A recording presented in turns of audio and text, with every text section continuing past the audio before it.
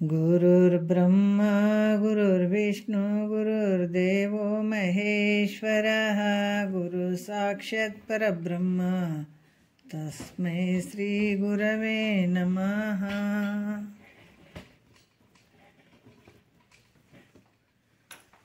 ಶ್ರೀ ಜಗದ್ಗುರು ಸಿದ್ಧಾರೂಢರ ಪಾದಕಮಲಗಳಿಗೂ ಶ್ರೋತ್ರಿಯ ಬ್ರಹ್ಮನಿಷ್ಠ ಸದ್ಗುರು ಬಸವಾನಂದರ ಪಾದಕಮಲಗಳಿಗೂ ಅವರ ಪ್ರತಿರೂಪಂಥ ನಿಜಗುಣಪ್ಪನವರ ಪಾದಕಮಲಗಳಿಗೂ ನನ್ನ ದೀರ್ಘದಂಡ ಪ್ರಣಾಮಗಳನ್ನು ಸಲ್ಲಿಸುತ್ತಾ ಎಲ್ಲ ಮಹಾತ್ಮರ ಪಾದಕಮಲಗಳಿಗೂ ನನ್ನ ದೀರ್ಘದಂಡ ಪ್ರಣಾಮಗಳನ್ನು ಸಲ್ಲಿಸುತ್ತಾ ಮನದಲ್ಲಿ ಸ್ಮರಿಸಿಕೊಳ್ಳುತ್ತಾ ತಮ್ಮೆಲ್ಲರಿಗೂ ವಂದಿಸುತ್ತಾ ಇವತ್ತಿನ ಪರಮಾನುಭವದೆ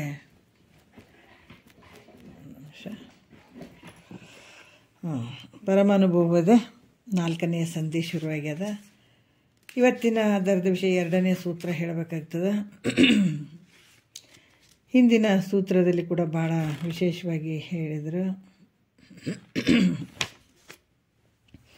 ಏನು ಹೇಳಿದರು ಅಂದ್ರೆ, ಸದ್ಗುರು ವಾಕ್ಯವನ್ನು ಶ್ರವಣ ಮನನ ನಿಧಿಧ್ಯಾಸ ಮಾಡೋದ್ರಿಂದ ಅದು ಶಾಬ್ದಿ ಪ್ರಮಾಣ ಅಂತ, ಮನನ ಮಾಡೋದ್ರಿಂದ ಅನುಮಾನ ಪ್ರಮಾಣ ಅಂತ, ನಿಧಿಧ್ಯಾಸನ ಮಾಡೋದ್ರಿಂದ ಅನುಭೂತಿ ಪ್ರಮಾಣ ಅಂತ, ಹಿಂಗೆ 3 ರೀತಿಯಿಂದ ಹೇಳಿಸ್ಕೊಳ್ತಾವ ಕೇಳಿಸೋದಿಲ್ರಿ?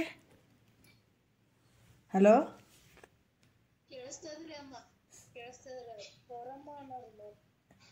ಸ್ವಲ್ಪ ಮ್ಯೂಟ್ ಮಾಡ್ರಿ, ನನಗೆ ಯಾಕೋ ಸೌಂಡ್ ಅಷ್ಟು ಕೇಳಿಸ್ತಾ ಇಲ್ಲ.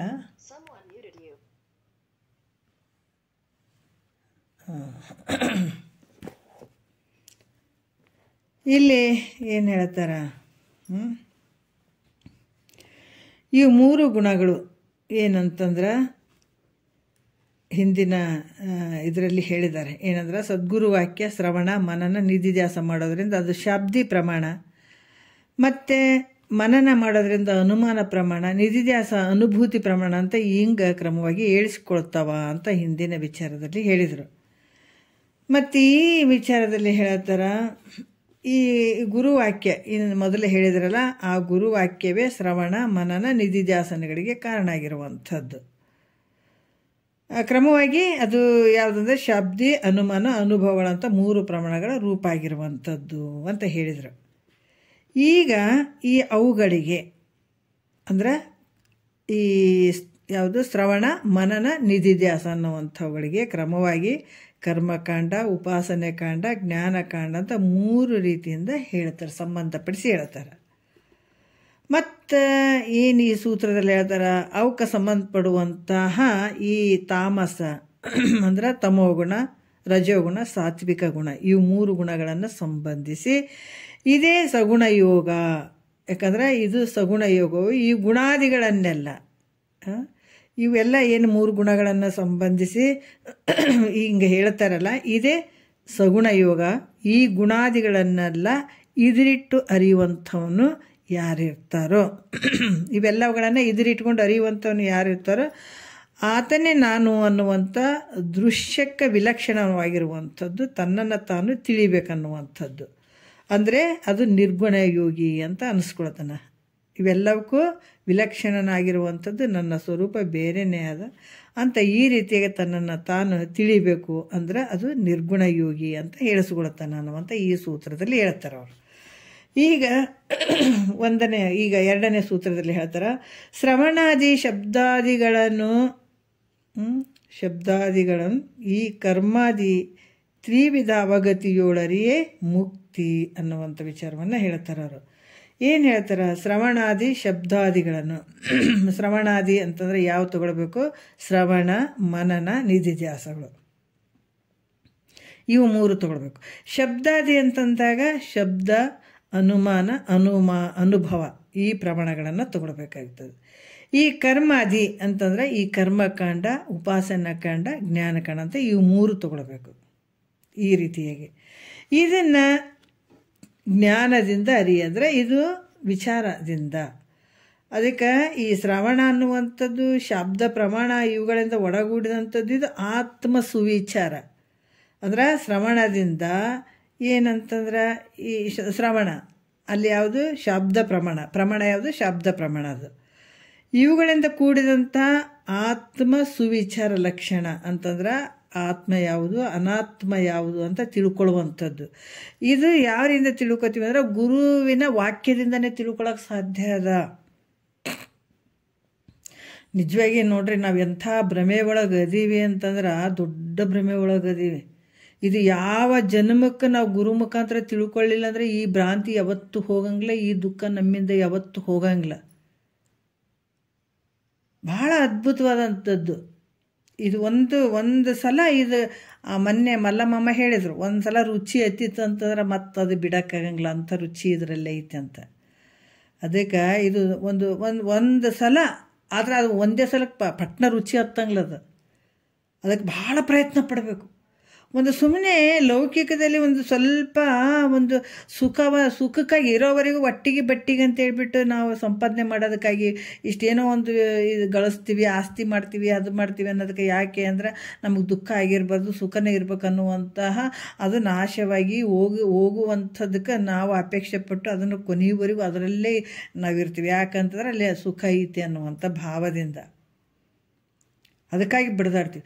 ಆದರೆ ಇದು ನಿಜ ಸುಖ, ಇದು ಅಷ್ಟು ಅದನ್ನು ತಗೊಳ್ಬೇಕಾದ್ರೇ ನಾಶ ಆಗುವಂಥ ಸುಖವನ್ನು ಪಡ್ಕೊಳ್ಬೇಕನ್ನುವಂಥದ್ದು ಅದ್ರ ಬೆನ್ನಿಂದ ಹತ್ತಿಬಿಟ್ಟು ಅದು ಅಷ್ಟು ಸುಲಭ ಐತೇನ ಅದನ್ನು ಬಹಳ ಕಷ್ಟ ಐತೆ. ಅಂಥ ಒಂದು ನಾಶ ಆಗಿ ಹೋಗುವಂಥ ಒಂದು ಸಂಪತ್ತಿನ ಸಲುವಾಗಿ ಆ ಒಂದು ಸುಖದ ಬೆನ್ನು ಹತ್ತಿ ಹೋಗ್ತದಲ್ಲ, ಇದು ಅಲ್ಲಿ ನಿಜವಾದ ಸುಖ ಐತೇನೆಂದರೆ ಇಲ್ಲ ಅಂದರೂ ಕೂಡ ಭಾಳಷ್ಟು ಕಷ್ಟಪಡ್ತಾನಲ್ಲಿ.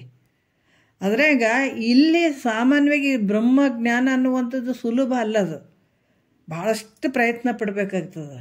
ಪ್ರಯತ್ನದಿಂದನೇ ಇದು ಸಾಧ್ಯ ಆಗ್ತದೆ, ಪ್ರಯತ್ನದಿಂದನೇ ಇದು ರುಚಿ ಕಾಣಕ್ಕೆ ಸಾಧ್ಯ ಆಗ್ತದೆ. ಒಂದು ಸಲ ರುಚಿ ಹತ್ತಿದ್ರೆ ಮತ್ತೆ ಇದು ಅದೇ ಥರ ಒಂದು ಸಲ ಮೃಷ್ಟಾನ್ನ ಭೋಜನ ಉಂಡಂಥವ್ನಿಗೆ ಯಾರೋ ಸಣ್ಣ ಇಷ್ಟ ಆಗ್ತವೆ ಅಂದ್ರೆ ಆಗಂಗಿಲ್ಲ. ಅಂಥ ಅದ್ಭುತವಾದಂತಹ ಒಂದು ಆನಂದ ಇರುವಂಥ ಇದು ರುಚಿ ಇರುವಂಥದ್ದು ಇದು. ಅದಕ್ಕೆ ಇಲ್ಲಿ ಕೂಡ ಹೇಳ್ತಾರೆ, ಏನು ಹೇಳ್ತಾರ, ಈ ಶ್ರವಣದಿಂದ ಏನೈತಲ್ಲ ಶ್ರವಣಾದಿ ಅಂತಂದಾಗ ಈ ಶ್ರವಣ ಅಂತ ತಗೊಳ್ಳೋದು. ಅಲ್ಲಿ ಶಾಬ್ದ ಪ್ರಮಾಣ ಅಂದರೆ ಗುರು ಹೇಳಿದಂಥದ್ದು ಇದು ಯಾವುದು ಆತ್ಮನ ತಿಳ್ಕೊಳ್ಳುವಂಥದ್ದು ಅಂದರೆ ಸುವಿಚಾರ ಲಕ್ಷಣ ಅಂತ ಕೂಡ ಹೇಳ್ತಾರೆ. ಇದು ಆತ್ಮ ಯಾವುದು ಅನಾತ್ಮ ಯಾವುದು ಅಂತ ಇಲ್ಲಿ ನಾವು ಮೊದಲೇ ಹೇಳಿವಿ. ಇದು ಕರ್ಮಕಾಂಡ, ಉಪಾಸನಕಾಂಡ, ಜ್ಞಾನಕಾಂಡ ಏನು ಪೂರ್ವದಲ್ಲಿ ಏನು ಹೇಳಿದಾರ ಆ ಕರ್ಮಕಾಂಡ ಅಲ್ಲಿ ಹೋಗಂಗಿಲ್ಲ. ಇದು ಜ್ಞಾನದಲ್ಲೇ 3 ರೀತಿಯಾಗಿ ಹೇಳ್ತಾರೆ ಅವರು. ಜ್ಞಾನದಲ್ಲಿ ಯಾವುದು ಕರ್ಮಕಾಂಡ, ಉಪಾಸನಕಾಂಡ, ಜ್ಞಾನಕಾಂಡ, ಮತ್ತು ತಿರ್ಗಿ ಆ ಒಂದು ಇದಕ್ಕೆ ಹೋಗಂಗಿಲ್ಲ ಇಲ್ಲಿ. ಯಾಕಂದ್ರೆ ಕರ್ಮಕಾಂಡ ಅನ್ನುವಂಥ ಶಬ್ದಕ್ಕೆ ಗ್ರಂಥಾಂತರದಲ್ಲಿ ಹೇಳುವಂಥ ಆ ಕರ್ಮಕ್ಕೆ ಹೋಗಂಗಿಲ್ಲ. ಇದು ಜ್ಞಾನದಲ್ಲೇ ಕರ್ಮಕಾಂಡ, ಉಪಾಸನೆಕಾಂಡ, ಜ್ಞಾನಕಾಂಡ ಅಂತ ನಾವು ತಿಳಿಯುವಂಥದ್ದು. ಅದಕ್ಕೆ ಗುರು ಹೇಳಿದಂಥ ವಾಕ್ಯವನ್ನು ನಾವು ನೀಟಾಗಿ ಕುಂತು ಕೇಳುವಂಥದ್ದು. ಯಾಕಂದರೆ ಶರೀರ ಇಟ್ಕೊಂಡು ಕುಂತು ಕೇಳಬೇಕಲ್ಲ, ಇದು ಕೇಳುವಂಥದ್ದು ಕೂಡ ಇದು ಕರ್ಮಕಾಂಡ ಅನ್ನಿಸ್ಕೊಳ್ತದೆ. ಇದು ಗುರುವಾಕ್ಯವನ್ನು ಕೇಳುವಂಥದ್ದು ಆತ್ಮ ಅನಾತ್ಮ ಅನ್ನುವಂಥ ವಿಚಾರ ಹೇಳ್ತಾನಲ್ಲ, ಇದು ಯಾವುದು ಸತ್ಯ ಅದ, ಇದು ಯಾವುದು ಮಿಥ್ಯ ಅದ. ಸತ್ಯ ಇದ್ದದ್ದಂತ ಹಿಡ್ಕೊಳ್ಳುವಂಥದ್ದು, ಮಿಥ್ಯ ಇರುವಂಥದ್ದು ಸ್ವಲ್ಪ ಬಿಡುವಂಥದ್ದು, ಒಂದೇ ಸಲಕ್ಕೆ ಬಿಡುವಂಥದ್ದಲ್ಲ ಇದು. ಯಾಕೆ ಇಷ್ಟು ಸಲ ಕೇಳಬೇಕಂದ್ರೆ ಏನು ಗುರುಗಳಿಗೇನು ಲಾಭ ಐತೇನು ಇದರಿಂದ? ಅದ ಭಾಳ ಕಷ್ಟಪಟ್ಟು ಮಾಡ್ಕೊಂಡ್ಬಿಟ್ಟಿದ್ದಾನೆ, ಈಗ ಆತ ಆನಂದವಾಗಿ ಗೆದ್ದು ಬಿಟ್ಟಿದ್ದಾನೆ. ಆದರೆ ಶಿಷ್ಯನಿಗೆ ಯಾಕೆ ಇಲ್ರಿ ಕೇಳೋದಕ್ಕೆ ನಾವಿಂದ ಗುರು ವಾಕ್ಯವನ್ನು ಕೇಳೋದಕ್ಕೆ ಭಾಳ ಆಲಸ್ಯ ಮಾಡ್ತೀವಿ. ಗುರು ಯಾಕೆ ಹೇಳ್ತಾ ಇದ್ದಂದ್ರೆ ಕರುಣೆಯಿಂದ ಹೇಳ್ತಾ ಇದ್ದಾನ. ಯಾಕಂದರೆ ಇಂಥದ್ದು ಅಷ್ಟು ಸುಲಭವಾಗಿ ಹೋಗಂಗಿಲ್ಲ. ಇದು ಈ ಭ್ರಾಂತಿ ಅನ್ನುವಂಥದ್ದು, ಈ ಏನು ಇದು ಅಜ್ಞಾನ ಅನ್ನುವಂಥದ್ದು ಅಷ್ಟು ಸುಲಭವಾಗಿ ಹೋಗಂಗಿಲ್ಲ. ಇದು ಪದೇ ಪದೇ ಕೇಳಬೇಕು. ಕೇಳಿದಾಗ ಮಾತ್ರ ಇದು ಸ್ವಲ್ಪ ಬಿಡ್ತದ. ಕೇಳ್ತಾ ಎಷ್ಟು ಕೇಳ್ತೀವಿ ಅಷ್ಟೇ ಹೋಗ್ಬಿಡ್ತದೆ. ಅಲ್ಲಿ ತನಕ ಇದು ಒಂದು ಸ್ವಲ್ಪ ಒಂದು 2 ತಿಂಗಳು ಕೇಳಿದರೆ ಒಂದು 4 ತಿಂಗಳು ಹಂಗಲ್ಲ. ಅದು ಈ ಶರೀರ ಬೆಳೆಸ್ಬೇಕಾದ್ರೆ ಸಾಯೋವರೆಗೆ ಇದಕ್ಕೇನು ಊಟ ಗಿಟ್ಟ ಹಾಕಬೇಕಿಲ್ಲ. ಅದು ಹಾಕೋದು ಬಿಟ್ಟರೆ ಏನಾಗ್ತದೆ? ಅದು ಸತ್ತೋಗ್ಬಿಡ್ತದೆ. ಅನ್ನಮಯ ಕೋಶ ಅನ್ನದಿಂದನೇ ಈ ಶರೀರ ಆಗ್ಯದಲ್ಲ, ಅನ್ನ ಮತ್ತು ಸಾಯೋವರೆಗೂ ಇದಕ್ಕೆ ಅನ್ನ ಇಟ್ಟು ಹಾಕ್ತಾನೆ ಇರ್ಬೇಕಂದ್ರೆ ಇದು ಸ್ವಲ್ಪ ಚಂದ ಇರ್ತದೆ. ಇಲ್ಲಾಂದ್ರೆ ಹೆಂಗಾಗ್ತದೆ? ಅದ್ರಂಗೆ ಅಂಥದಕ್ಕೆಲ್ಲ ನಾನು ಮಾಡ್ತೀನಿ, ಆದರೆ ಇದನ್ನು ಪಡ್ಕೊಳಕ್ಕಿಲ್ಲ ಅಂತಂದರೆ ಇದು ಹಂಗಾಗಂಗಿಲ್ಲ. ಇದು ಕ್ರಮ ಸತತವಾಗಿ ಆದಾಗ ಅದು ಅಜ್ಞಾನ ಅನ್ನುವಂಥದ್ದು ನಿವೃತ್ತಿ ಆಗ್ತದೆ. ಅಲ್ಲಿ ತನಕ ಇದು ಆಗಂಗಿಲ್ಲ. ಅಂದರೆ ಇಲ್ಲಿ ಗುರುವಾಕ್ಯವನ್ನು ಸತತವಾಗಿ ಕೇಳುವಂಥದ್ದು, ಕೇಳಿ ಆತ್ಮ ಯಾವುದು ಅನಾತ್ಮ ಯಾವುದು ಇಲ್ಲಿ ಅದನ್ನು ಶ್ರದ್ಧೆಯಿಂದ ಗುರುವಾಕ್ಯವನ್ನು ಸ್ವೀಕಾರ ಮಾಡುವಂಥದ್ದು, ಇದ್ರ ಬಗ್ಗೆ ವಿಚಾರ ಮಾಡುವಂಥದ್ದು.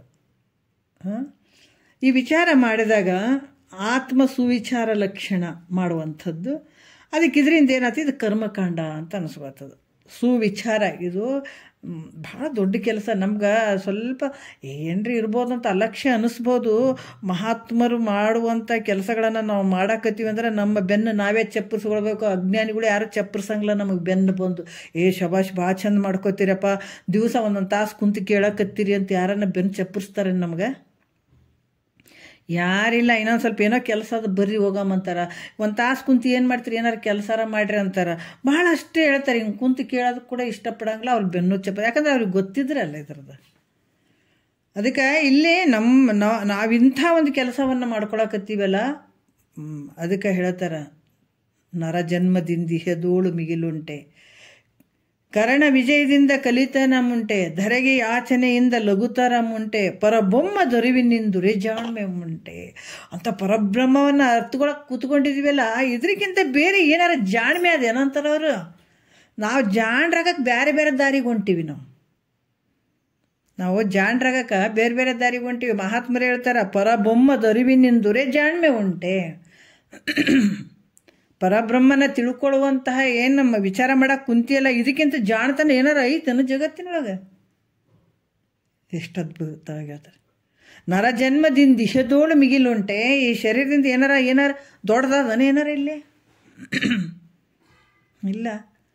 ಯಾಕಂದ್ರೆ ಅಂಥದನ್ನು ಪಡ್ಕೊಳಕ್ಕೆ ಬಂದಂಥ ಶರೀರ, ಇದಕ್ಕಿಂತ ಬೇರೆದು ಏನು ದೊಡ್ಡದು ಯಾವುದು ಇಲ್ಲಪ್ಪ. ಇದು ಭಾಳ ಬೆಲೆ ಉಳ್ಳಂಥ ಶರೀರ ಇದು. ಮತ್ತು ಹಂಗೆ ಬಿಟ್ಟೆ ಅಂತಂದ್ರೆ ಎಷ್ಟು ನಷ್ಟ ಆಗ್ತದೋ ಇದು. ಎಂಥ ಮಾನವ ಜನ್ಮ ಇದು ಹೆಂಗೆ ಹಾಳು ಮಾಡಿ ಬಿಟ್ಟಿರಪ್ಪ ಅಪ್ಪಯ್ಯಗಳಿರಂಥ ಕೆಲವು ಪದಗಳಲ್ಲಿ ಹೇಳುತ್ತಾರೆ ಮಹಾತ್ಮರು. ಅದಕ್ಕೆ ಈ ರೀತಿಯಾಗಿ ಇದು ಗುರು ಮುಖಾಂತರ ನಾವೇನು ಕೇಳ್ತಾ ಇದ್ದೀವಿ, ದೊಡ್ಡ ಕೆಲಸ ಇದು. ಸುಮ್ಮನೆ ಹಿಂಗೆ ಕುಂತು ಕೇಳ್ದಂಗೆ ಆಗಕತ್ತದವೆ ಅಂತ ಅನ್ನಿಸ್ಕೊಳ್ಬಹುದು, ಆದರೆ ದೊಡ್ಡ ಕೆಲಸ ಆಗಕತ್ತದ ನಂಬುದು. ಅದಕ್ಕೆ ಇಲ್ಲಿ ಹೇಳ್ತಾರ, ಯಾವಾಗ ಗುರು ಮುಖಾಂತರ ಇದು ಸುವಿಚಾರ, ಇದು ನಮ್ಮನ್ನು ನಾವು ತಿಳ್ಕೊಳ್ಳುವಂಥದ್ದು. ಏನು ಚಂತನ ಮಾಡ್ತೀವಿ ಸಾಯೋವರೆಗೂ, ಏನು ಹುಟ್ಟಿನಿಂದ ಸಾಯೋವರೆಗೂ 100 ವರ್ಷ ಬದುಕೇನಂತಂದ್ರೆ ಇದನ್ನು ತಿಳ್ಕೊಳ್ಳಿ ಅಂದ್ರೆ ಬದುಕಿದ್ರೆ ಏನಾಯ್ತು? 100 ವರ್ಷ ಬದುಕಿದ್ರೆ ಏನಾಯ್ತು?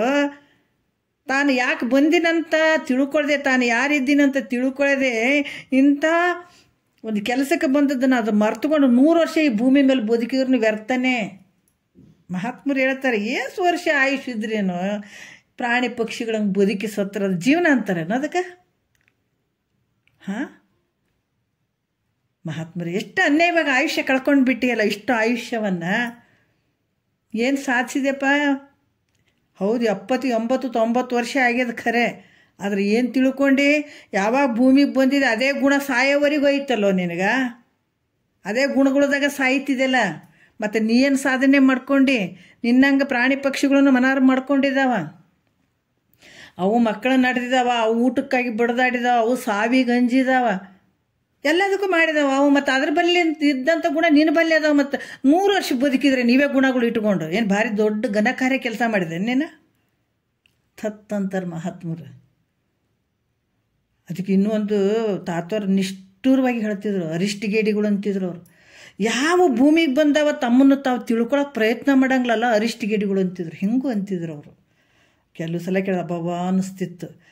ಮತ್ತು ಅವ್ರು ಹೇಳ್ತಿದ್ರು, ಇನ್ನೂ ಒಂದು ಕರುಣೆ ಮಾತು ಹೇಳ್ತಿದ್ರು, ನಾ ಹಿಂಗೆ ಅಂತೀನಂತ ಏನು ಹಂಗೆ ಅಂದ್ಕೊಳ್ಬೇಡ್ರಿ, ಈ ಹಿಂಗೆ ಗುರುಗಳು ಅಂತಾರಲ್ಲ ಅಂತ ನೀವು ಇದರಲ್ಲೇ ಮನಸ್ಸಿಟ್ಕೊಂಡು ಬೇಗ ಕಡೆಗಾಗ್ರಿ, ಇಂಥ ದುಃಖದಿಂದ ಬೇಗ ಪಾರಾಗ್ರಿ ಅಂತ ಹೇಳ್ತಿದ್ರು ಅವರು. ಅಷ್ಟು ಕರುಣೆ ತುಂಬಿ ಹೇಳ್ತಿದ್ರು ಅವರು. ಅದಕ್ಕೆ ಅನ್ಯಾಯವಾಗಿ ಒಂದೊಂದು ದಿವಸ, ಒಂದೊಂದು ನಿಮಿಷ, ಒಂದೊಂದು ತಾಸು ಎಲ್ಲ ಕಳೀತಾ ಇದ್ದೀವಲ್ಲ, ಮಹಾತ್ಮರು ಹೇಳ್ತಾರೆ, ಯಾವಾಗ ಒಂದು ಪುಣ್ಯ, ನಿಷ್ಕಾಮ ಪುಣ್ಯದ ಫಲದಿಂದ ಸದ್ಗುರುವಿನ ಹತ್ರ ಕೂತ್ಕೊಂಡು ಇದು ಸುವಿಚಾರ, ತನ್ನನ್ನು ತಿಳ್ಕೊಳ್ಳುವಂಥದ್ದು, ಆತ್ಮನನ್ನು ತಿಳ್ಕೊಳ್ಳುವಂಥ ಈ ಸುವಿಚಾರ ಕೆಲಸಕ್ಕೆ ಏನಂತಾರೆ ಇಲ್ಲಿ ಕರ್ಮಕಾಂಡ ಅಂತ ಹೇಳ್ತಾರೆ. ಜ್ಞಾನದಲ್ಲೇ ಬರ್ತಾವೆ ಇವು 3. ಮತ್ತೆ ಹೇಳ್ತಾರೆ ಮನನ ಮತ್ತು ಅನುಮಾನ ಪ್ರಮಾಣ. ಅಂದ್ರೆ ಮನನ ಮಾಡುವಂಥದ್ದು, ಗುರು ಹೇಳಿದಂಥದ್ದನ್ನು ಮನನ ಮಾಡುವಂಥದ್ದು. ಇದು ಹೌದೋ ಅಲ್ಲ, ಹೌದೋ ಅಲ್ಲ ಅಂತ ನಾವು ಮನಸ್ಸಿನಲ್ಲೇ ಅದನ್ನು ವಿಚಾರ ಮಾಡುವಂಥದ್ದು. ಅದಕ್ಕೇನು ಹೇಳ್ತಾರೆ, ಅನುಮಾನ ಪ್ರಮಾಣ ಅಂತ ಕೂಡ ಹೇಳ್ತಾರೆ ಅದಕ್ಕೆ. ಇವುಗಳಿಂದ ಕೂಡಿದಂಥದ್ದು ಅರುರೂಪ ತಾನಾಗಿ, ನೀನು ಹೆಂಗಿದೆ, ಅರುರೂಪನೇ ನನ್ನ ಸ್ವರೂಪ, ಅರಿವಿನ ಸ್ವರೂಪನೇ ನಾನು ಇದ್ದೀನಿ ಅಂತ ತನ್ನನ್ನು ವಿಚಾರ ಮಾಡುವಂಥದ್ದು. ತನ್ನನ್ನೇ ವಿಚಾರ ಮಾಡುವಂಥದ್ದು ಎಷ್ಟು ಅದ್ಭುತ ನೋಡ್ರಿ. ನಮ್ಗೆ ಒಳಗೆ ಇಂಥ ಶಕ್ತಿಯನ್ನು ಇಟ್ಕೊಂಡು, ಇಂಥ ಆನಂದವನ್ನು ಇಟ್ಕೊಂಡು ಹೆಂಗೋ ಹೊರಗೆ ತಿರುಗಾಡಕತ್ತಿ. ಪಿಸಾಚಿ ಅಂತಾರೆ, ಬೇರೆ ಸತ್ತ ಮೇಲೆ ಪಿಸಾಚಿ ಎಲ್ಲ ಇದ್ದಾಗ ಪಿಸಾಚಿಗಳಾಗಿವಿ ನೋಡ್ರಿ ನಾವು. ಹೊರಗೆ ಬೇರೆ ಯಾವ ದೆವ್ವ ಪಿಸಾಚಿ ಅದಂತೀವಿ, ಹಂಗಲ್ಲ. ಅದು ನಾವೇ ಪಿಸಾಚಿಗಳಿಲ್ಲಿ. ಯಾಕೆ, ನಮ್ಮ ಇದ್ದ ವಸ್ತುವನ್ನು ಮರ್ತು ಬಿಟ್ಟಿದ್ದೀವಿ, ಇದ್ದ ಸ್ವರೂಪವನ್ನು ಮರ್ತು ಬಿಟ್ಟಿದ್ದೀವಿ. ಬೇರೆ ಬೇರೆದಕ್ಕೆ ಕೈ ಹಾಕ್ತಾ ಇದ್ದೀವಿ, ಹೊರಗೆ ನೋಡ್ತಾ ಇದ್ದೀವಿ. ಅಲ್ಲಿ ಸುಖ ಐತೇನೆ, ಇಲ್ಲಿ ಸುಖ ಐತೇನೆ, ಅಲ್ಲಿ ಆನಂದ ಐತೇನೆ, ಇಲ್ಲಿ ಆನಂದ ಐತೇನೆ ಅಂತ ಮಹಾತ್ಮರು ಎಷ್ಟು ಚಂದ ತಿಳಿಸ್ತಾರೆ ನೋಡ್ರಿ ಅವರು. ಯಾಕಂತಂದ್ರೆ ಅರುರೂಪ ತಾನಾಗಿ ತನ್ನನ್ನು ವಿಚಾರ ಮಾಡುವ, ತನ್ನನ್ನು ತಾನು ವಿಚಾರ ಮಾಡುವಂಥದ್ದಕ್ಕೆ ಇದು ಉಪಾಸನ ಕಾಂಡ ಅಂತ ಹೇಳ್ತಾರೆ ಅವರು. ಮತ್ತು ಇಲ್ಲಿ ಹೇಳ್ತಾರೆ, ಇನ್ನೂ ಒಂದು ಹೇಳ್ತಾರೆ, ನಿಧಿಧ್ಯಾಸನ ಮತ್ತು ಅನುಭವ ಪ್ರಮಾಣ. ಅಲ್ಲಿ ನಿಧಿಧ್ಯಾಸನ ಶ್ರವಣಾದಿಗಳಂತ ಹೇಳಿದ್ರು ಅವರು. ಅಲ್ಲಿ ಇಲ್ಲಿ ಏನು ಹೇಳ್ತಾರೆ, ನಿಧಿಧ್ಯಾಸನದಲ್ಲಿ ಅನುಭವ ಪ್ರಮಾಣ ಬಗ್ಗೆ ಹೇಳ್ತಾರೆ ಅವರು. ಇವುಗಳಿಂದ ಸೇರಿದ್ದು ಪೂರ್ಣವಾದ ತನಗೆ ಬಂದವೇ ಇಲ್ಲ ಅನ್ನುವಂಥದ್ದು. ಯಾಕಂದ್ರೆ ಈ ಯಾವಾಗ ನಿಧಿಧ್ಯಾಸನ ಮಾಡ್ತಾನೆ ಆವಾಗ ಅನುಭವಕ್ಕೆ ಬರ್ತದೆ. ಆವಾಗ ನಿಜವಾಗಿ ವಿಚಾರ ಮಾಡಿದ್ರೆ ಒಂದು ಕುದುರೆ ದೃಷ್ಟಾಂತ ಕೊಡ್ತಾರೆ. ಅಂದರೆ ಅದು ಭ್ರಾಂತಿ ಆಗ್ಯದ, ಬಂದಾಗ್ಯದ ಅನ್ನುವಂಥದ್ದು ಭ್ರಾಂತಿ, ಮುಕ್ತಿ ಆಗ್ತದೆ ಅನ್ನುವಂಥದ್ದನ್ನು ಭ್ರಾಂತಿ. ಅದು ತನ್ನ ಅನುಭವಕ್ಕೆ ಹೋಗಿ ನಿಂತ್ಕೊಂಡಾಗ. ಅದಕ್ಕೆ ಇಲ್ಲಿ ಏನು ಹೇಳ್ತಾರೆ, ಪೂರ್ಣನಾದ ತನಗೆ ಮೊದಲು ಅದನ, ಈಗೂ ಅದನ, ಮುಂದೂ ಅದನ. ಆ ದೇಶದಾಗ ಅದನ್ರಿ, ಈ ದೇಶದಾಗ ಇಲ್ಲ ಅಂತೆಲ್ಲ, ಈ ದೇಶದಾಗ ಅದನ, ಆ ದೇಶದಾಗ ಅಂತೆಲ್ಲ, ಆ ಕಾಲದಾಗಿದ್ದ ಈ ಕಾಲದಾಗಿಲ್ಲ ಅಂತ ಇಲ್ಲ. ಎಲ್ಲದರಲ್ಲಿ ಇದ್ದಂಥ ಪೂರ್ಣವಾಗಿರುವಂಥದ್ದು ಆತಗೆ ಯಾವ ರೀತಿ ಬಂದವೇ ಇಲ್ಲ. ಈ ರೀತಿಯಿಂದ ಕೂಡಿದಂಥದ್ದು ಜ್ಞಾನಕಾಂಡ ಅನ್ನುವಂಥದ್ದು, ಪೂರ್ಣನಾಗಿರುವಂಥದ್ದು. ಇದು ಅನುಭವ ಪ್ರಮಾಣ ನಿಧಿಧ್ಯಾಸನದಲ್ಲಿ ಆಗುವಂಥದ್ದು. ಈ 3 ಕಾಂಡಗಳಿಂದ ತನ್ನನ್ನು ತಾನು ಯಥಾರ್ಥವಾಗಿ ತಿಳಿದಾಗಿ, ಇವು 3 ಕಾಂಡದಿಂದ ನೋಡ್ರಿ ಎಷ್ಟು ಅದ್ಭುತವಾಗಿ ಹೇಳ್ತಾರೆ. ಇದೇನು ಮಾಡ್ಕೊಳ್ಳಾರ್ದ ನನಗೆ ಮೋಕ್ಷ ಐತ್ರಿ, ಮೋಕ್ಷ ಐತ್ರಿ, ನಾನು ಎಲ್ಲ ತಿಳ್ಕೊಂಡ್ರಿ. ಹೆಂಗೆ ತಿಳ್ಕೊಂಡಿಯಪ್ಪ ನೀನು? ಎಷ್ಟು ಗುರು ಮುಖಾಂತರ ಎಷ್ಟು ಕೇಳಿದಿ, ಎಷ್ಟು ಮಾಡಿದಿ, ಎಷ್ಟು ಮನನ ಮಾಡಿದಿ, ಎಷ್ಟು ಮಹಾತ್ಮರು ಏಕಾಂತವಾಸಿಗಳು ಆಗಿಬಿಡ್ತಾರೆ ಕೆಲವು ಸಲ. ಯಾಕೆ ಅಂತಂದರೆ ಇಂಥವೆಲ್ಲ ಮಾಡಬೇಕಲ್ಲ. ಶ್ರವಣ ಆದ ನಂತರ ಶ್ರವಣ ಮನನ ನಿಧಿಧ್ಯಾಸ ಅನ್ನುವಂಥದ್ದು, ಮತ್ತು ಆ ಪ್ರಕಾರ ನಡ್ಕೊಳ್ಬೇಕಲ್ಲ. ಬರೀ ಕೇಳಿಬಿಡ್ತೀವಿ ಅನ್ನೋದಲ್ಲ, ಬರೀ ಹೇಳಕ್ಕಂತ ಇಲ್ಲರಿ, ನಾ ಭಾಳ ತಿಳಿದೀನಿ ರೀ, ಎಲ್ಲ ಹೇಳಕತ್ತೀನಿ ರೀ, ಶಾಸ್ತ್ರನೂ ಹೇಳಕತ್ತೀನಿ ಅಂದ್ರೆ ತಿಳಿದ ಬಿಟ್ಟದ ನಿನಗೆ? ಹೋಗ್ಬೇಕಲ್ಲ, ಆಳವಾಗಿ ಹೋಗಬೇಕು, ರಕ್ತಗತ ಆಗಬೇಕು. ಗುಳಿಗೆ ರಕ್ತಗತ ಆದಾಗ ಆರಾಮಾಗ್ತದೆ. ಮತ್ತು ಇದು ಕೂಡ ಏನು ತಿಳ್ಕೊಳ್ಬೇಕು, ಅನುಭವ. ಬರೀ ಅನುಭವ ಅಲ್ಲ, ಅನುಭವಕ್ಕೆ ಹೋಗ್ಬೇಕದು. ದೊಡ್ಡ ಕೆಲಸ ಆಗುವಂಥದ್ದಿದು. ಅದಕ್ಕೆ ಇದೇನಾಗ್ತದೆ ಅಂತಂದ್ರೆ, ಶ್ರವಣ ಮಾಡುವಂಥದ್ದು ಪಕ್ಕ ಶ್ರವಣ ಆಗಬೇಕು. ಶ್ರವಣದಿಂದ ಮನನ ಮಾಡುವಂಥದ್ದು ಉಪಾಸನೆ ಕಂಡು ಆಗ್ತದೆ. ಅದು ನಿಧಿಧ್ಯಾಸನ ಕಂಡ ಅನುಭವ, ಆ ಒಂದು ಅನುಭವಕ್ಕೆ ಹೋಗುವಂಥದ್ದು ಇದು ಜ್ಞಾನಕಾಂಡ ಅಂತ ಅನಿಸ್ಕೊಳ್ತದೆ. ಇದು ಯಥಾರ್ಥವಾಗಿ ತನ್ನನ್ನು ತಾನು ತಿಳಿದಾಗ, ಈ ರೀತಿ ತಿಳ್ಕೊಂಡಾಗ ಮೋಕ್ಷ ಅಂತ ಹೇಳ್ಯಾರ. ಶ್ರವಣನೂ ಇಲ್ಲ, ಮನನೂ ಇಲ್ಲ, ನಿಧಿಧ್ಯಾಸನ ಅಲ್ಲೊಂಚೂರು ಇಲ್ಲೊಂಚೂರು ಕೇಳಿಕೊಂಡು ದೊಡ್ಡ ಶಾಣೆ ಆಗಿನಂತ ನಾನು ಹೇಳಕ್ಕೆ ಕೂತ್ಕೊಂಡ್ರೆ ಹೇಳ್ಬೋದು. ಜಗತ್ತಿನಾಗ ಎಲ್ಲರಿಂದ ಭಾರಿ ಹೇಳ್ತಾರಂತ ಅಂದ್ಕೊಂಡು ಭಾಳ ಪ್ರಚಾರ ಆಗ್ಬೋದು, ಪಂಡಿತನ ಆದಂಗೆ ಆಗ್ಬೋದು ಅವ್ರ ಮುಂದೆ. ಅದು ನಿನ್ನ ಕೆಲಸ ಏನಾಯ್ತು? ಮತ್ತು ಯಮನ ಕೈಗೆ ಸಿಕ್ಕಾಕೊಂಡು ಬೀಳ್ತಿದ್ದೀನಿ ನೀನು. ಇಲ್ಲಿ ಗುರು ಅನ್ಸ್ಕೊಂಡಿರ್ಬೋದು, ಅಲ್ಲಿ ಹೊಡ್ತಾನೆ ನಿಂದು. ಅದಕ್ಕೆ ಇಲ್ಲಿ ಆಗಿರ್ಬೋದು, ಕೇಳುವಂಥದ್ದಾಗಿರ್ಬೋದು. ಗುರು ಆ ಸ್ಥಾನದಾಗ ನಿಂತ್ಕೊಂಡು ಹೇಳ್ತಿರ್ತಾನೆ.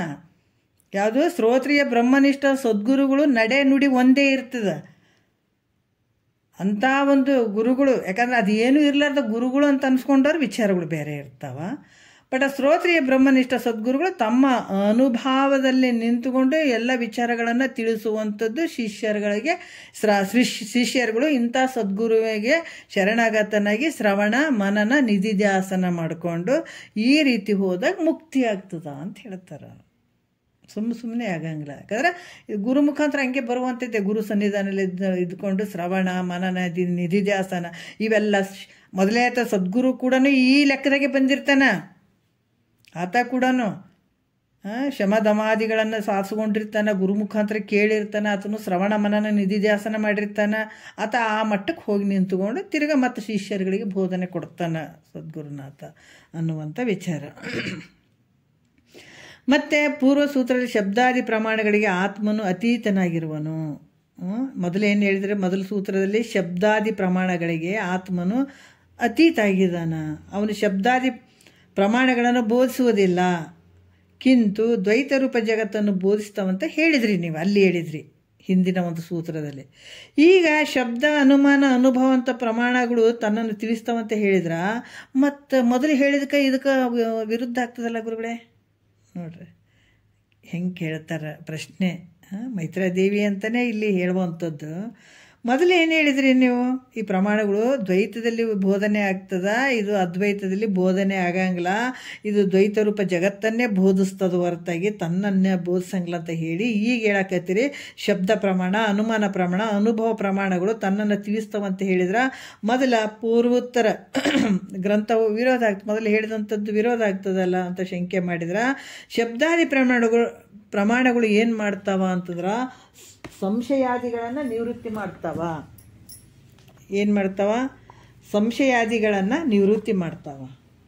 ಯಾವುದು? ಶಬ್ದ ಅನುಮಾನ ಅನುಭವ ಪ್ರಮಾಣಗಳು ತನ್ನನ್ನು ತಿಳಿಸ್ತಾವಂತ ಹೇಳಿದ್ರೆ ಅದು ವಿರೋಧ ಆಗ್ತಂತ ಕೇಳಿದ್ರೆ ಅದು ಹೇಳ್ತಾರೆ ಶಬ್ದಾದಿ ಪ್ರಮಾಣಗಳು. ಈಗ ಏನು ಹೇಳಿದಾರಲ್ಲ ಶ್ರವಣ ಮನನ ನಿಧಿಧ್ಯಾಸ ಇವು ಏನು ಮಾಡ್ತಾವಪ್ಪ ಅಂತಂದ್ರೆ ಶಬ್ದಾದಿ ಪ್ರಮಾಣಗಳು ಸಂಶಯಗಳು, ನೀನು ಬಲ್ಲಿ ಏನು ಸಂಶಯಗಳು ಅದಾವಲ್ಲ, ಎಷ್ಟು ಸಂಶಯಗಳು ಅದಾವ, ಭಾಳ ದೊಡ್ಡ ಸಂಶಯಗಳು ಇಟ್ಕೊಂಡು ಕುಂತಿರ್ತಿದೆಯಲ್ಲ, ಅದಕ್ಕೆ ಯಾವುದು ಅಂತಂದ್ರೆ ಅಸಂಭಾವನೆ, ಸಂಶಯ ಭಾವನೆ, ವಿಪರೀತ ಭಾವನೆಗಳು ಅದಾವ ನಿನ್ನ ಹತ್ರ. ಇವು ಕಳ್ಕೊಳ್ಬೇಕಾದ್ರೆ ಶ್ರವಣ ಮನನ ನಿಧಿಧ್ಯಾಸಗಳು ಇವನು ಮಾಡಬೇಕಾಗ್ತದ. ಅದಕ್ಕೆ ಇವು ನಿವಾರಣೆ ಮಾಡ್ತದೆ. ಶಬ್ದಾದಿ ಪ್ರಮಾಣಗಳು ಏನು ಮಾಡ್ತಾವ, ನಿನ್ನಲ್ಲಿರುವಂಥ ಸಂಶಯಾದಿಗಳನ್ನು ನಿವಾರಣೆ ಮಾಡ್ತಾವವು ಹೊರತು ನಿಜವನ್ನು ಬೋಧಿಸುವಂಥವಲ್ಲ. ಅದಕ್ಕೆ ಆ ಶಬ್ದಾದಿಗಳು ಸಂಶಯಾದಿಗಳನ್ನು ಅವು ನಿರಾಕರಿಸ್ತಾವ.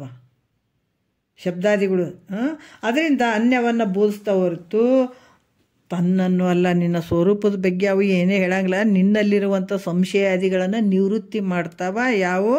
ಶಬ್ದ ಪ್ರಮಾಣ ಅನುಮಾನ ಪ್ರಮಾಣ ಮತ್ತು ಅನುಭವ ಪ್ರಮಾಣಗಳು. ಇವು ನಿನ್ನಲ್ಲಿರುವಂಥ ಏನು ಸಂಶಯಗಳು ಬೇರು ಹುರ್ಕೊಂಡು ಕುಂತಾವಲ್ಲ ಅವು ನಿವೃತ್ತಿ ಆಗ್ತಾವ. ಹೌದಲ್ಲ? ಯಾಕಂದ್ರೆ ಸ್ವಚ್ಛ ಆಗ್ಬೇಕಲ್ಲ, ಇವೆಲ್ಲ ಏನು ಅಜ್ಞಾನದ ಬೇರುಗಳು ಕಿತ್ತಿ ಹೋಗ್ಬೇಕಲ್ಲ. ಅದಕ್ಕಾಗಿ ಅದರ ಬಗ್ಗೆ ಬೋಧಿಸಿದ ಹೊರತಾಗಿ ನಿನ್ನ ಸ್ವರೂಪದ ಬಗ್ಗೆ ಹೇಳಿಲ್ಲ ಅವು.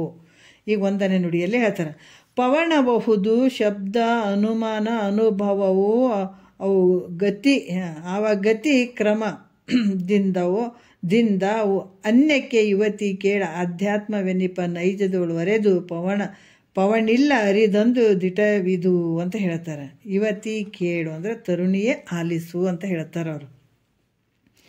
ಏನು ಹೇಳ್ತಾರ ಅಂತಂದ್ರೆ ಶಬ್ದ ಅನುಮಾನ ಅನುಭವ ಅಂದರೆ ಶಬ್ದ ಪ್ರಮಾಣ ಅನುಮಾನ ಪ್ರಮಾಣ ಅನುಭವ ಪ್ರಮಾಣಗಳು ಗತಿ ಕ್ರಮದಿಂದ ಅಂದರೆ ಕ್ರಮವಾಗಿ ತಿಳಿಯಲು.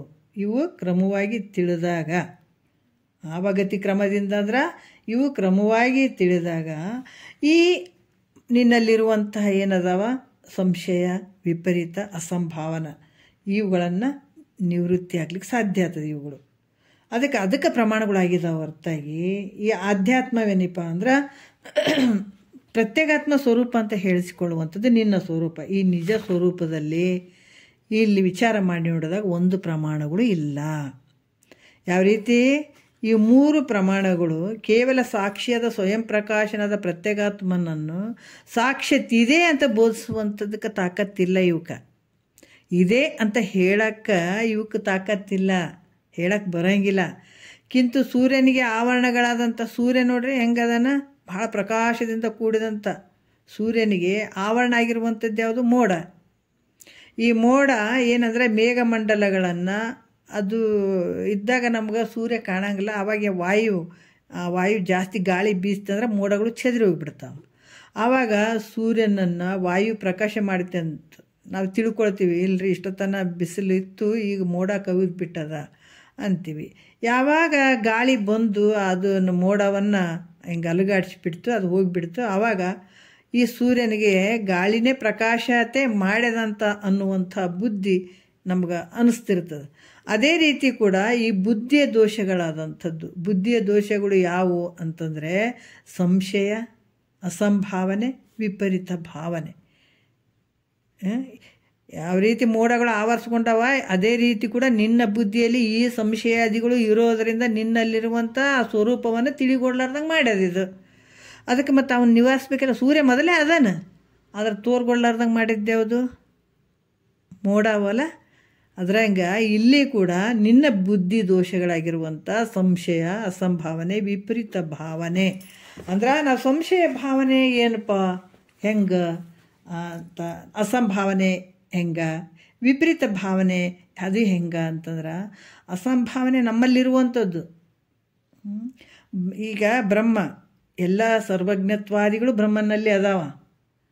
ಅದಕ್ಕೆ ಎಲ್ಲ ಸರ್ವಜ್ಞತ್ವಾದಿಗಳು ತಿಳಿಯುವಂಥದ್ದು, ಎಲ್ಲ ಕಡೆ ಇರುವಂಥದ್ದು ಈ ಭಾವ ಬ್ರಹ್ಮನಲ್ಲಿ ಅದಾವ, ನನಗಿಲ್ಲ. ಅದು ಇಲ್ಲ ಅಂತದಕ್ಕಾಗಿ ನಾನು ಬ್ರಹ್ಮನಲ್ಲ ಅನ್ನುವಂಥ ಇದು ಅಸಂಭಾವನೆ. ಇದು ನಮ್ಮಲ್ಲಿರುವಂಥ ಅಸಂಭಾವನೆ. ಯಾಕಂದರೆ ಆತ ದೊಡ್ಡವದನ್ನು, ಬ್ರಹ್ಮ ಭಾಳ ದೊಡ್ಡವದನ್ನು, ದೇವ್ರು ದೊಡ್ಡದದ, ಅದು ಸರ್ವಜ್ಞತ್ವಾದಿ, ಎಲ್ಲ ಕಡೆ ಇದೆ, ಮತ್ತು ಎಲ್ಲವನ್ನ ತಿಳಿಯುವಂಥ ಶಕ್ತಿ ಅದ. ಅದಕ್ಕೆ ನಾನು ಹೆಂಗಾಗ್ತೀನಿ, ನಾನು ಅಂಥ ಶಕ್ತಿ ನನ್ನಲ್ಲಿ ಇಲ್ಲ ಅಂತ ಅನ್ನುವಂಥ ಭಾವ ಏನಿರ್ತದೆ ಅದು ಅಸಂಭಾವನೆ ಅಂತ ಅನಿಸ್ಕೊಳ್ತದೆ. ಮತ್ತು ಸಂಶಯ ಭಾವನೆ ಅಂದರೆ ದೇವ್ರು ದೊಡ್ಡವ, ನಾನು ಸಣ್ಣವ ಅನ್ನುವಂಥ ಭಾವನೆ.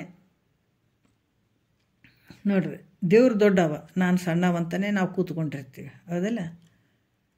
ಮತ್ತು ದೇವ್ರು ನೀನು ದೊಡ್ಡವನೇ ಅಂತಂದಾಗ ಸ್ವಲ್ಪ ಗಾಬರಿ ಆಗ್ತದೆ ನಮಗೆ. ಹಂಗೆ ನಾವ್ಯಾಂಗೆ ದೊಡ್ಡವರಾಗ್ತೀವಿ, ದೇವ್ರ ದೊಡ್ಡದಂತ ಕುಂತವ್ರು ನಾವು. ಅದಕ್ಕೆ ಇಲ್ಲಿ ಕೂಡ ದೇವ್ರು ದೊಡ್ಡವ ಇರ್ಬೋದಪ್ಪ, ನೀನು ಸಣ್ಣವನಲ್ಲ ಅಂತ ಮಹಾತ್ಮರು ಹೇಳ್ತಾರೆ. ಆ ದೇವ್ರಿಗೆ ನೀನೇ ಭಾಳಷ್ಟು ವಿಚಾರಗಳು ಬಂದಿದ್ದಾವೆ. ಯಾಕಂದ್ರೆ ಆ ದೇವರನ್ನು ಮಾಡಿದಂಥವ್ನು ಯಾರು? ನೀನೇ ಇದೆ, ಎಲ್ಲ ಮಾಡೋ ಅಂಥವು ನೀನೇ. ಮಹಾತ್ಮರು ಹೇಳ್ತಾರೆ. ಅದಕ್ಕೆ ದೇವರು ದೊಡ್ಡವ, ನಾನು ಸಣ್ಣವ ಅಂತ ಅನ್ನುವಂಥ ಭಾವನೆ.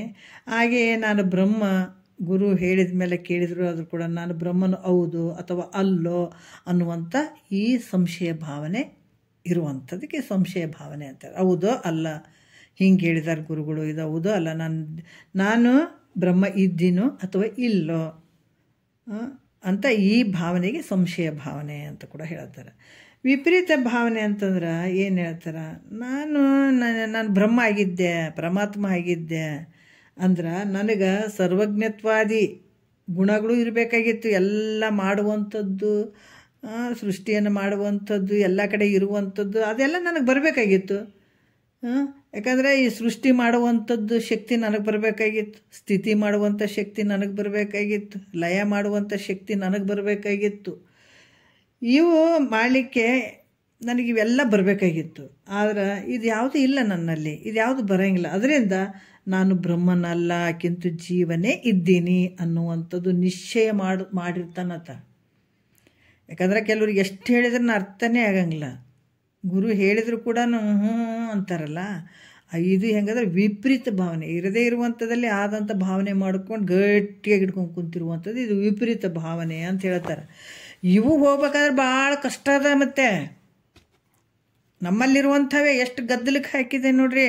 ನಮ್ಮಲ್ಲಿರುವಂಥ ಇವು ಕಳ್ಳರು, ಸುಳ್ಳು ಎಲ್ಲರೂ ಅದಾರಲ್ಲ, ಹೇಳ್ತಾರಲ್ಲ, ಗೆಳತಿ ನಾನೊಬ್ಬೇಕಿ ಅನ್ನೋದ್ರಲ್ಲಿ ಕಳ್ಳರಾದಾರವ್ವ ಸುಳ್ಳರಾದಾರವ್ವ 6 ಗುಣದವರು ಸೇರ್ಯಾರವ್ವ ಎಲ್ಲರೂ ಕೂಡಿ ನನ್ನ ಎಳೆಯುವರವ್ವ ಗೆಳತಿ.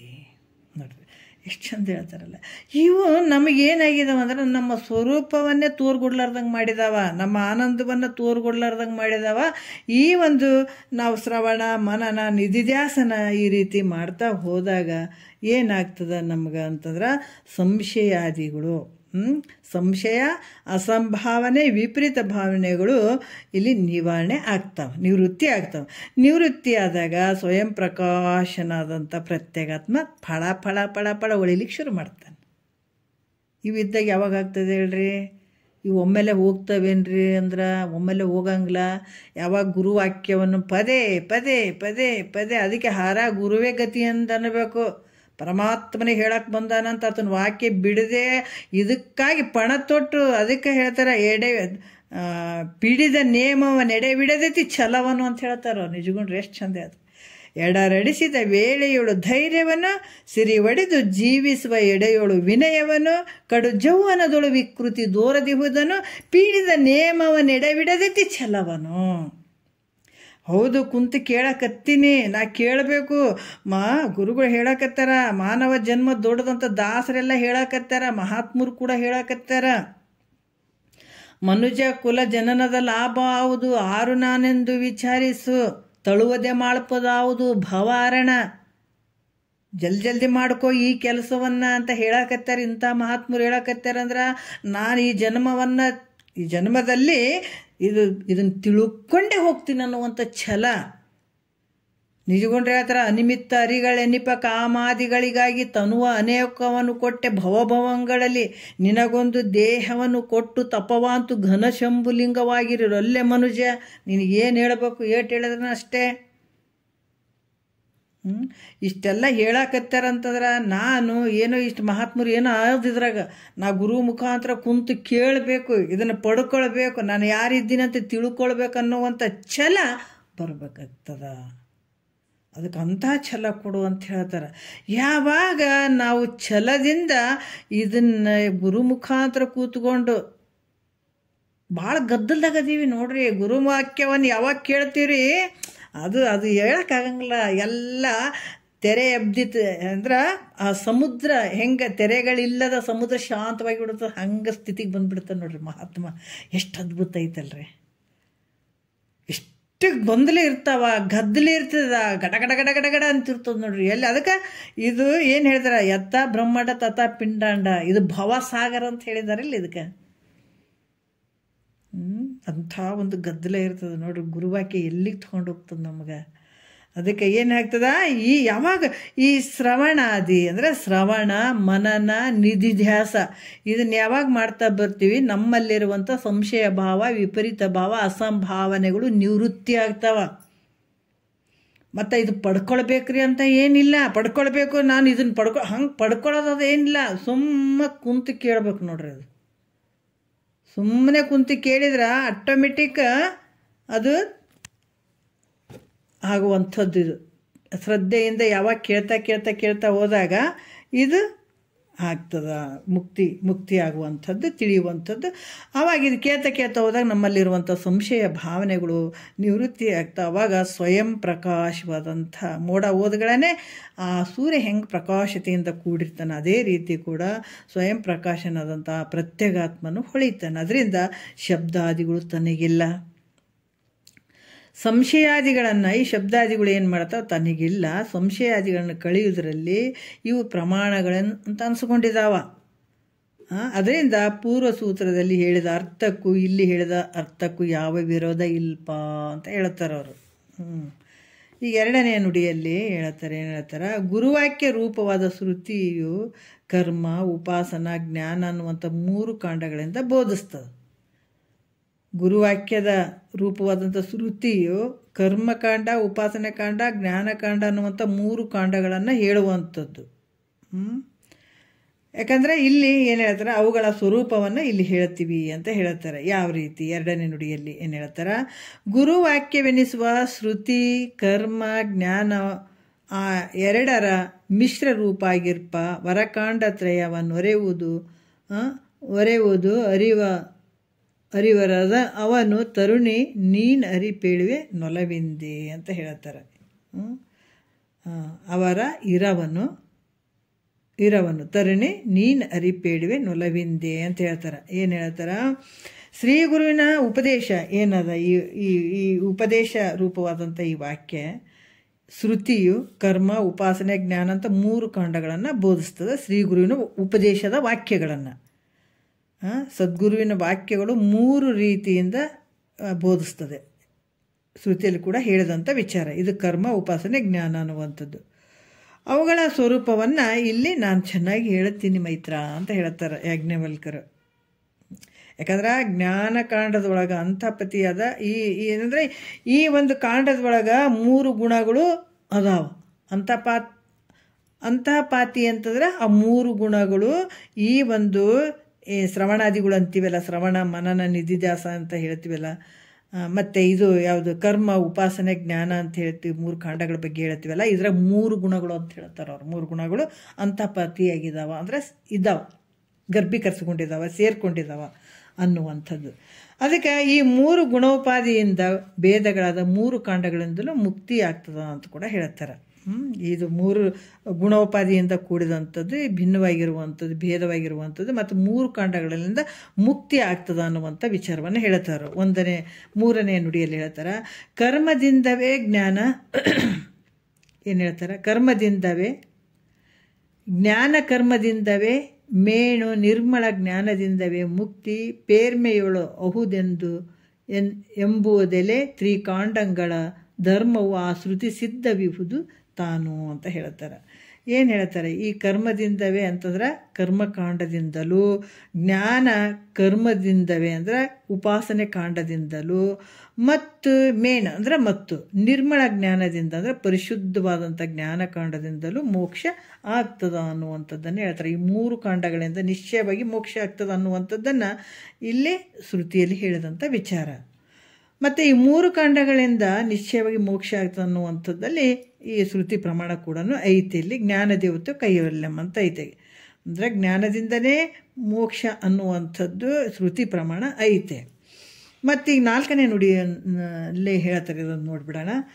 ಇಲ್ಲಿ ಏನು ಹೇಳ್ತಾರೆ? ಮೊದಲ ಶ್ರವಣ ಮಾಡುವಂಥದ್ದು, ಅಲ್ಲಿ ಶಾಬ್ದಿ ಪ್ರಮಾಣ ಕೂಡಿದಂಥ ಕರ್ಮಕಾಂಡದಿಂದ ಮೋಕ್ಷ ಆಗ್ತದಂತ 1ನೇದ್ದು ಹೇಳ್ತಾರೆ. ಮೊದಲು ಏನು ಹೇಳ್ತಾರೆ? ಪ್ರಿಯತಮೆ ತಾನಿದಿರೆಂದು ತೋರುವ ಭಾವನೆ ಉಳಿದೊಡೆ ಮುಕ್ತಿ ದೊರೆಯುವುದು ನಿಯತವದಾಗಿ ನೀನರಿ ಮೋಕ್ಷ ವಿಷಯಕ್ಕೆ ಕ್ರಿಯಾತ್ಮ ಸುವಿಚಾರವೆನ್ನಬೇಕು. ಪ್ರಿಯತಮೆ ಅಂದ್ರೆ ಅತ್ಯಧಿಕ ಪ್ರೀತಿಗೆ ಪಾತ್ರಗಳಂಥ ಮೈತ್ರಾದೇವಿ. ಯಾಕಂದ್ರೆ ಈ ತಾನಿದಿರೆಂದು ತೋರುವ ಅಂದರೆ ನಾನು ಮತ್ತೆ ಇದು ಅಂದ್ರೆ ಅಹಂ ಮತ್ತು ಇದಂ ಅನ್ನುವಂಥದ್ದು. ತಾನಲ್ಲದೇ ಇರುವಂಥ ದೇಹಾದಿಗಳಲ್ಲಿ ತಾನಂತ ಅಭಿಮಾನ ಮಾಡುವಂಥದ್ದು. ಇರದೇ ಇರುವಂಥದ್ರಲ್ಲಿ ತನ್ನದಲ್ಲ, ತಾನೂ ಅಲ್ಲ. ಇರದೇ ಇರುವಂಥ ದೇಹಾದಿಗಳಲ್ಲಿ ಮತ್ತು ಈ ದೇಹ ಆಗಿರ್ಬೋದು, ನಾವು ಮಾಡುವಂಥ ಇದೇನು ವ್ಯವಹಾರಗಳಾಗಿರ್ಬೋದು, ಈ ಮನೆ ಮಠ ಇವೆಲ್ಲ ನಾನು ಅಂತ ಹೇಳುವಂಥದ್ದು, ಈ ಮಮಕಾರ ಮಾಡುವಂಥದ್ದು. ಅಹಂಕಾರ ಮಮಕಾರ ಕೂಡ್ಕೊಂಡಂಥದಕ್ಕೆ ಏನು ಹೇಳ್ತಾರೆ? ಅದು ಬಂಧ. ಇದು ನಂದು, ನನ್ನದು, ಅದ್ರ ಮೇಲೆ ಮೋಹ ಮಾಡುವಂಥದ್ದು. ಅದಕ್ಕೆ ಹೇಳ್ತಾರೆ, ಶ್ರೀ ಗುರು ವಚನದಿಂದ ಅಧಿಕ ಸುದೆಯುಂಟೆ, ರಾಗದಿಂಬೇರಿನ್ನು ಭವಬೀಜಮುಂಟೆ. ಒಂದು ಮುಕ್ತಿ, ಒಂದು ಬಂಧ. ಯಾವಾಗ ಸದ್ಗುರು ವಾಕ್ಯವನ್ನು ಕೇಳ್ತಾ ಹೋಗ್ತೀವಿ ಅಲ್ಲಿ ಮೋಕ್ಷ ಬಂಧನದಿಂದ ಬಿಡುಗಡೆ ಆಗಕ್ಕೆ ಸಾಧ್ಯ ಅದ. ಮೋಹದಿಂದ ಯಾವಾಗ ಹೋಗ್ತೀವಿ ಅದು ಬಂಧಕ್ಕೆ ಕಾರಣ ಆಗ್ತದೆ. ಎರಡೂ ಅಲ್ಲೇ ಹೇಳಿದಾರೆ. ಗುರುವಾಕ್ಯದಿಂದ ಬಂಧನವನ್ನು ಬಿಡಿಸ್ಕೊಳ್ಳಿಕ್ಕೆ ಸಾಧ್ಯ ಅದು. ಅದಕ್ಕೆ ಇಲ್ಲೇನು ಹೇಳ್ತಾರೆ? ಅಹಂಕಾರ ಮಮಕಾರದಿಂದ ಕೂಡಿರುವಂಥದ್ದೇ ಬಂಧ ಆಗ್ತದೆ. ಅದರಿಂದ ನಾನು ಮತ್ತು ಇದು ಅನ್ನುವಂಥ 2 ಭಾವನೆಗಳು ತೋರದೆ. ನೋಡ್ರಿ ಎಷ್ಟು ಅದ್ಭುತ. ಅದಕ್ಕೆ ಸನ್ಯಾಸಿ ಏನು ಅಂತಂದ್ರೆ, ಈ ಶರೀರಕ್ಕೆ ಯಾವ ಬಟ್ಟೆ ಹಾಕ್ಕೊಂಡ್ರೇನು, ಎಲ್ಲಿ ಬಿದ್ರೇನು, ಎಲ್ಲಿ ಎದ್ರೇನು, ಎಲ್ಲಿ ಇದ್ರೇನು, ಇದಕ್ಕೇನು ಸಂಬಂಧ ಇಲ್ಲ. ಶರೀರಕ್ಕೆ ಒಳಗಡೆ ಇರುವಂಥದಕ್ಕೆ ಯಾವುದಕ್ಕೆ ಸಂಬಂಧ ಇಲ್ಲ. ಅಹಂಕಾರ ಮಮಕಾರ ಎಲ್ಲಿರ್ತದೆ ಅದು ಸಂಸಾರ. ಅಹಂಕಾರ ಅದು ಬಂಧಕ್ಕೊಳಗಾಗಿರುವಂಥದ್ದು. ಎಲ್ಲೇ ಇರಲಿ ಅಹಂಕಾರ ಮಮಕಾರ ಆ ಮನಸ್ಸಿನಲ್ಲಿ ತುಂಬಿಕೊಂಡಿತ್ತು ಅಂತಂದ್ರೆ ಉಪಯೋಗ ಇಲ್ಲ ಅಲ್ಲಿ. ಯಾಕಂದರೆ ಅಹಂಕಾರ ಮಮಕಾರ ಹೋಗಬೇಕಾಗಿರ್ತದೆ. ಅದಕ್ಕೆ ಅದು ಯಾವ ರೀತಿ ಅಹಂಕಾರ ಮಮಕಾರದಿಂದ ಕೂಡಿರ್ತದೆ ಅದು ಬಂಧ ಆಗ್ತದೆ. ಅದರಿಂದ ನಾನು ಮತ್ತು ಇದಂ ಅನ್ನುವಂಥ 2 ಭಾವನೆಗಳು, ಅಂದರೆ ನಾನು ಅನ್ನುವಂಥದ್ದು ಅಹಂ ನಾನು, ಇದಂ ಅಂದರೆ ಇದಂ ರೂಪದಂಥ ಈ ಜಗತ್ತು, ಈ ಶರೀರ, ಇವೆಲ್ಲವುಗಳನ್ನು ತಗೊಳ್ಬೇಕು. ಈ 2 ಭಾವನೆಗಳು ತೋರದೆ, ಇವೆರಡು ಭಾವನೆಗಳು ಹೋಗ್ಬಿಡ್ಬೇಕು ನೋಡ್ರಿ. ಅಲ್ಲಿ ತನಕ ನಾವು ಭಾಳ ಪ್ರಯತ್ನ ಮಾಡಬೇಕಿದ್ದಕ್ಕೆ. ಅದಕ್ಕೆ ಪ್ರಯತ್ನದ ಆದಿನ ಪರಮಾರ್ಥ ಅಂತ ಹೇಳಿದ್ದಾರೆ. ಪ್ರಯತ್ನ ಮಾಡಲಿಲ್ಲ ಅಂದ್ರೆ ಆಗಂಗಿಲ್ಲ. ಇದು ಪ್ರಯತ್ನ ಮಾಡಲೇಬೇಕು. ಇದು ಸ್ವರೂಪದ ಸಹಜ ಸ್ಥಿತಿಯಿಂದ ಇರುವಂಥದ್ದು. ಅಹಂಕಾರ ಮಮಕಾರ ಸಂಪೂರ್ಣವಾಗಿ ಅಳಿಬೇಕು. ಈ ದೇಹ ನಾನಲ್ಲ ಅನ್ನಬೇಕು. ಇದು ಕಾಣುವಂಥ ಜಗತ್ತು ಇದು ಯಾವುದು ಸತ್ಯ ಅಲ್ಲ. ಇದು ನಿನ್ನೊಳಗೆ ತೋರಿದಂಗೆ ಆಗಕತ್ತಿದ ವಿನಃ ವಿಚಾರ ಮಾಡಿದರೆ ಇದು ನಿನ್ನೊಳಗೆ ಇದು ಸತ್ಯ ಅಲ್ಲವೇ ಅಲ್ಲ. ಇದು ಅದಕ್ಕೆ ಆರು ನಾನೆಂದು ವಿಚಾರಿಸು ವಿಷಮ ಸಂಸಾರ. ಇದು ಕನಸು. ಇದು ಎಷ್ಟು ಬಲಾಢ್ಯ ಆಗಿ ಕುಂತದಿದು ನಮಗಂದ್ರೆ, ಈ ನಿದ್ರೆ ಮಲಗಿದಾಗ ನಮ್ಗೆ ಕನಸು ಬೀಳ್ತದೆ. ಕನಸಿಂದ ಎಚ್ಚೆತ್ತು ಆದಮೇಲೆ ನಮಗೇನು ಅನ್ನಿಸ್ತದೆ, ಓ ಕನಸು ಅಂತ ಹೇಳ್ತೀವಿ, ಸಹಜವಾಗಿ ತಿಳ್ಕೊಂಡ್ಬಿಡ್ತೀವಿ. ಅಲ್ಲಿ ಯಾಕಂದ್ರೆ ನಾವು ಜಾಗಕ್ಕೆ ಬಂದುಬಿಟ್ಟಿವಿ. ಮತ್ತು ಈ ಜಾಗ್ರ ಸುಳ್ಳು ಅನ್ಸ್ಕೊಳ್ಬೇಕಾದ್ರೆ ಇಷ್ಟು ಬೇಕಾಗ್ಯಾವ ನೋಡ್ರಿ. ಯಾಕಂದ್ರೆ ಅದು ಅಷ್ಟು ಬೇಗ ಸುಳ್ಳು ಅನ್ಸ್ಕೊಳಂಗಿಲ್ಲ ಇದು ಜಾಗ್ರ. ಈಗ ನಾವು ಮಾಡುವಂಥ ಹುಟ್ಟಿವಿ, ಬೆಳೆದೀವಿ, ಇಲ್ಲಿ ಸಂಸಾರ ಮಾಡೀವಿ, ಭಾಳಷ್ಟು ಮಾಡಿದ್ದೀವಿ. ಆದರೆ ಸತ್ತೋದ ಮೇಲೆ ಮಾಡಿದ ಉಂಡ ತಿಂದ ಸತ್ತು ಹೋಯ್ತದು ಮತ್ತೆ. ಬೇಕಾದಂಥ ಅಧಿಕಾರಿ ಇರಲಿ, ಬೇಕಾದಂಥದ್ದು ಇರಲಿ, ಅಲ್ಲಿ ಏನು ಉಳಿಯೋದೇ ಇಲ್ಲ. ಆದರೂ ಕೂಡ ಇದು ಕನಸಿದ್ದಂಗೆ ಐತಿ ಅಂತ ನಮ್ಮ ಭಾವನೆಯಲ್ಲಿ ದೃಢ ಆಗ್ಬೇಕಾದ್ರೇ ಭಾಳಷ್ಟು ಕಷ್ಟ. ಅದಕ್ಕಾಗಿ ಇದಕ್ಕೆ ಪ್ರಯತ್ನ ಪಡಬೇಕಾಗಿದೆ. ಈ ಕನಸಿದ್ದಂಗೆ ನಮಗೆ ಯಾವಾಗ ಜಾಗರಕ್ಕೆ ಬಂದ ಮೇಲೆ ಅದು ಕನಸು ಐತಪ್ಪ, ಅದ್ರಾಗ ನಡೆದಂಥ ಎಲ್ಲ ವ್ಯವಹಾರ ಸುಳ್ಳು ಅದಾವಂತ ಅನಿಸ್ಬಿಡ್ತದೆ. ನಾವು ಜಾಗರಕ್ಕೆ ಬಂದ ಮೇಲೆ ಅನಿಸ್ತದೆ. ಮತ್ತು ಆ ಕನಸಿನಾಗಿದ್ದಂಥ ವ್ಯಕ್ತಿಗೆ ಆ ಕನಸೇ ಸತ್ಯ ಅಂದ್ಕೊಂಡಿರ್ತಾನೆ.